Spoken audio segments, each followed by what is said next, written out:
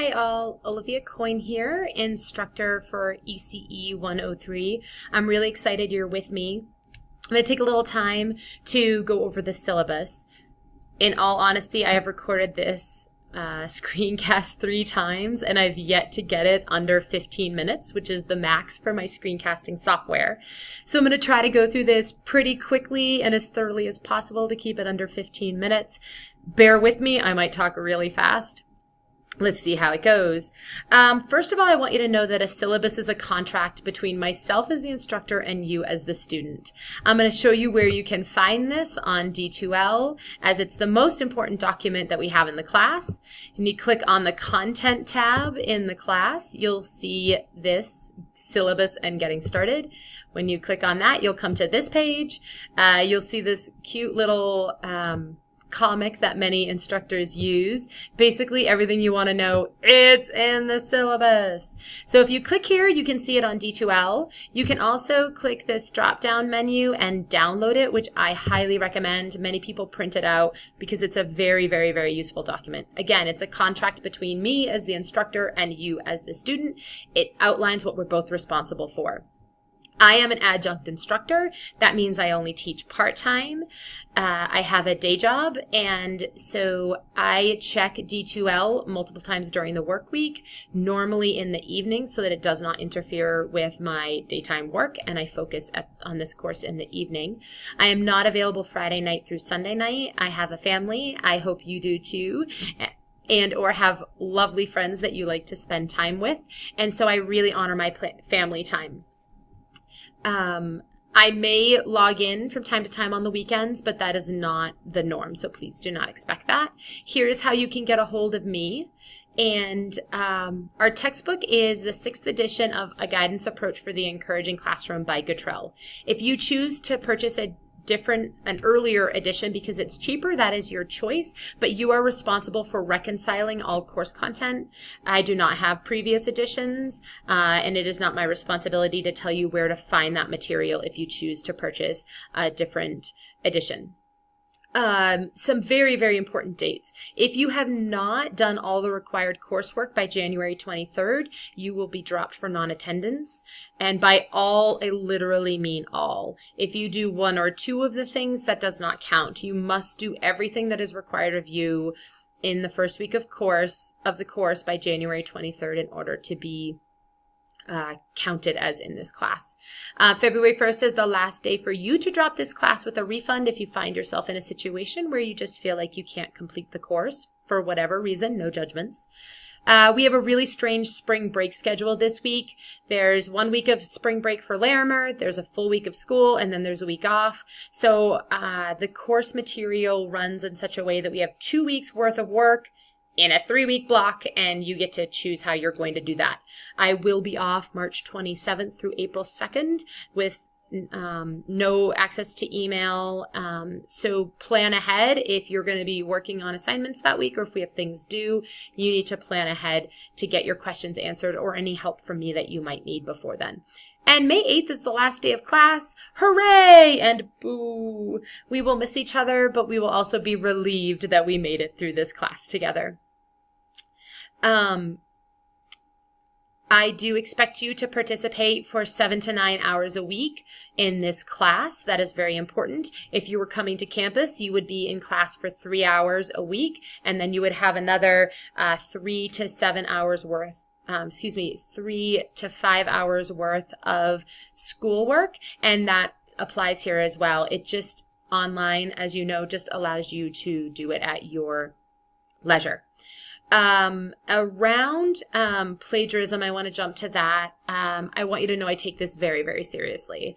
I have had students in the past who have plagiarized the work of other students, online resources, reading materials.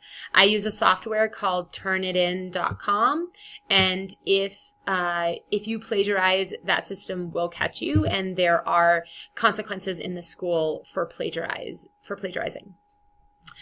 Things that I want you to know about me. I love it when students try their best. And trust me, I can tell when you're trying your best. Even if something falls a little flat, I can see the engagement and the attitude when you're putting your best foot forward. I love it when you follow the course policies. It really helps me be empathetic to your situations when and if urgent and emergent situations come up. I do love it when you ask me for help when you need it. I know people think, I don't want to bother her. That's why I'm here. I want you to bother me. So please let me know how I can help you. I love it when you participate and share ideas. The most learning that you will do in this class will be from each other and with each other. So please share your ideas with one another. And then please tell me in advance when there are situations that need to be problem solved. I am here for that. That's why I do this, and I get no greater satisfaction than when I can help students overcome their challenges. What don't I care for? When you don't participate or you don't attend. You're spending your hard-earned money on this class. Be engaged. Participate in this class. It's for you. Obviously, as I talked about, I don't care for plagiarism, and please don't ask me to make exceptions for non-compelling reasons for course policies. Just because you didn't get to something or something small came up, that is not a reason to not get your coursework done.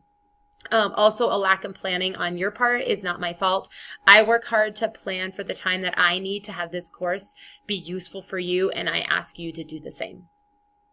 I do have some notes here, so you'll see me looking down to look at my notes. I just want to make sure I don't lose anything. Sorry about the lack of eye contact.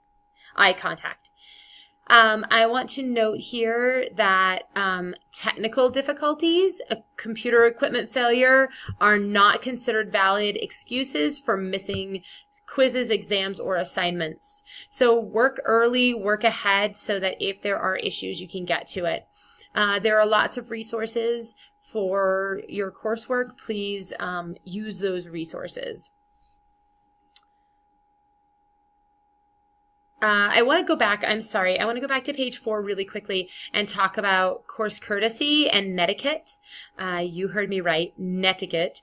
There is this great excerpt from Virginia Shea's book on netiquette, and it's just how to use digital means so that people understand your wording. If you use all capital letters, people think you're shouting and you might be trying to emphasize a point. So instead you could use italics or bold to make that same message. In this day of Twitter and Facebook and all sorts of social media, sometimes people feel like they can hide behind the screen and say things that they wouldn't say to someone face to face. And in this course, I require you to think, would I say this to someone face to face? And if it's something that is controversial or critical, think about how to say it in a way that can be received, and hold your integrity of the respect you would want other people to give you. Please give that back to your fellow students. All right, going back down to page 5, we talked about technical issues. And I also want to talk about on page 5, mandatory reporting. I am a mandatory reporter, which means that if I believe that any of my students are unsafe, I must report that. Likewise, early childhood teachers, all teachers, are also mandatory reporters. If we ever believe that a child may be in an abusive situation, notice how I said may be, doesn't mean they are, it means I suspect. I must report that. So if you disclose anything to me that makes me concerned about the welfare of a child or an adult, I do need to report that to the proper authorities to make sure everyone is safe. And if you have questions about mandatory reporting, please let me know. I'm happy to answer those. I think it's a really important law that we have. So about the assignments, all assignments are submitted via the D2L Dropbox, discussion boards, or quiz tools. I do not accept email assignments on online classes. You must submit them to the Dropbox if that's the instruction. And if you are struggling with the Dropbox, then you need to contact the help desk, the IT help desk, for support on that. All written assignments must be typed unless otherwise specified. And they must be in Word, PDF, or rich text format. If it's in a format other than one of those three, I cannot grade you. And if you have to turn it in a different format late, you will lose points for late work, just like anyone else would, because I can't grade your assignments that I can't see. So those need to be in one of these three formats. Late assignments, as you see here, are not accepted. You need to get with me ahead of time if an assignment's going to be late or if there is an extenuating circumstance. You can see here all of the things that you are graded on throughout the course, so you can know how many points things are worth. And here you'll find the tentative course schedule, page 7 through 10. I'm going to let you go through that. It outlines everything you need to know week to week to week. This is subject to change, but in all honesty, I rarely make changes on an online class, so you can expect that this is what you're going to be doing. I am going to jump down to spring break. There is a long explanation here about spring break, and it will tell you how to handle those. You may take one of those weeks as spring break, not both. So you need to pick one and then plan your work accordingly to that schedule. I believe I have managed to go through everything on my list in under 15 minutes. I'm feeling really proud of myself. Pat on the back. And I'm really proud of you for sticking through an almost 12-minute video section about the syllabus. I know it can be really dry and boring. I try to make it fun. But now you know what to expect from me, and now you know what I expect from you. And if you have any concerns about any of this or need more clarification, happy to talk to you about it. Please email me, and we'll talk more. Have a great day. Welcome to this class.